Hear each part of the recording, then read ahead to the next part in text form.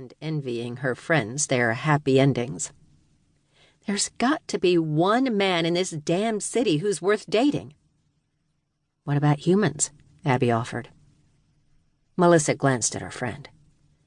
She might love her dearly, but she didn't have her father's restraint.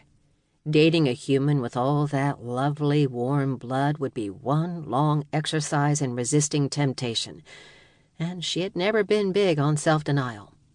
No, she needed an immortal that could handle her superior strength, not to mention the occasional bouts of bloodlust. "I don't think so," she replied, not wanting to offend. "Well, let's look at your profile preferences." Abby's fingers flew over the keyboard of the ancient desktop computer perched on the side of her desk. Though the matchmaker had managed to nab one of the most powerful vampires in the city, she was still cooped up in a tiny office that sported only one small window and an ugly metal filing cabinet. Melissa knew she'd get claustrophobic working in there every day, but Abby seemed to love it. Lord knew Lucian had the money to ensure the mortal never worked another day in her life, but Abby refused to leave. She liked having a hand in bringing people together. "If only she could work her talents on me," Melissa mused. "I think we should open up your were-creature options," Abby said, focusing on her screen. "Right now you'll only consider predatory species. I know a really nice weremouse I could set you up with." Melissa arched a brow. Vampires were predators by nature. She wanted similar instincts in a mate. And again, beggars couldn't be choosers, and for the first time in her life it seemed she'd fallen into that category. "Fine," she said. "All wares welcome.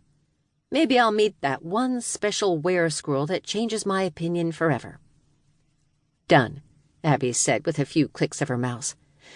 "Now, the only other restrictions you have are on what we call the death races." "Vampires," she clarified.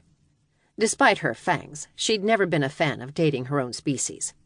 When you dealt with immortals centuries old, you tended to uncover master manipulators and ancient beings whose sanity was beginning to wear. I keep telling you, any age gap of more than a century causes issues. Abby leveled her with an annoyed stare. "You know your father is several hundred years older than I am." It was true Lucian cornered the market on ancient beings in New York. Hell, he'd been old as dirt when he'd first come into her life. She still remembered looking across the tavern as a young child and seeing him prowl toward her and her mother. Though not a drop of blood related them, Lucian had been the only father she'd ever known. And when an accident had nearly killed her, he'd saved her the only way he could. Hence her current penchant for drinking blood and avoiding the sun. Melissa waved her hand. "Lucian doesn't count. You guys broke all the other rules anyway. Age was the least of your worries." Shaking her head, Abby turned back to the computer. "I know you don't like dating vamps, but there are other beings in the category. It covers demons, ghouls, phantoms, and necromancers." "Demons are even more vicious than my people are," she said, ticking off the types on her fingers. "Ghouls tend to be messy with their food. Carcasses in bed, severed fingers in the coffee pots. Such a drag in the mornings. As for phantoms, they are literally incorporeal. I'm not quite ready to swear off sex in order to have a meaningful relationship." "That just leaves necromancers. All the fun of a human with the durability and lifespan of an immortal." "Abby?" The single word was a reproof. The other woman sighed. "I know. I'm surprised their kind is even allowed to join Fated Match. I know there are issues between the necromancer and the vamp population, but that still leaves the rest of the supernatural world for them to date in.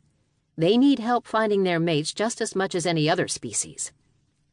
Certainly no member of a death race would go near them, not with the trouble they've caused in the past, and their ability to control the dead. I'm not taking a chance on a man who could make me hop up and down on one foot with the snap of his fingers." She looked away. "Besides, you know as well as I do, Lucian has been dealing with uprisings in the necromancer community for weeks." Abby sighed. "It's probably just as well. With them banned from major cities, you'd be looking at a long-distance relationship anyway." Her fingers tapped against the keys before she shook her head.